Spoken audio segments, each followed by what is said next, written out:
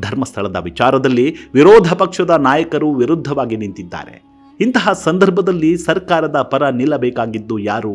ಸ್ವಪಕ್ಷದವರು ತಾನೆ. ಆದರೆ ಡಿ.ಕೆ. ಶಿವಕುಮಾರ್ ಸೇರಿದಂತೆ ಕೆಲವರು ಷಡ್ಯಂತ್ರದ ಮಾತನಾಡ್ತಿದ್ದಾರೆ. ಇದೇ ನೋಡಿ ಸಿದ್ದರಾಮಯ್ಯನವರನ್ನ ಗೊಂದಲಕ್ಕೆ ತಳ್ಳಿರುವುದು.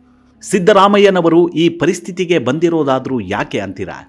ಪ್ರಜ್ವಲ್ ರೇವಣ್ಣ ಪ್ರಕರಣ ನಡೆದಾಗ ಇದೇ ಆಡಳಿತ ಪಕ್ಷದವರು ಹಾಗೂ ವಿರೋಧ ಪಕ್ಷದವರು ಏನು ಹೇಳ್ತಾ ಇದ್ರು? ತನಿಖೆ ನಡೆಯಲಿ, ತಪ್ಪಿತಸ್ಥರು ಅಂತ ಸಾಬೀತಾದ್ರೆ ಅವರಿಗೆ ಶಿಕ್ಷೆ ಆಗಲಿ ಅಂತಿದ್ರು.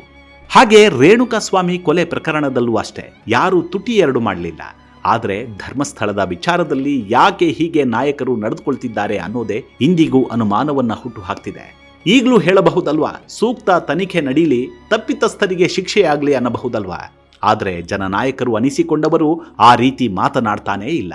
ಇದರಿಂದ ಸಿದ್ದರಾಮಯ್ಯನವರು ಯಾವ ಸ್ಟೆಪ್ ತೆಗೆದುಕೊಳ್ತಾರೆ ಅನ್ನೋದೇ ನಿಜಕ್ಕೂ ಕುತೂಹಲಕ್ಕೆ ಕಾರಣ ಆಗಿದೆ.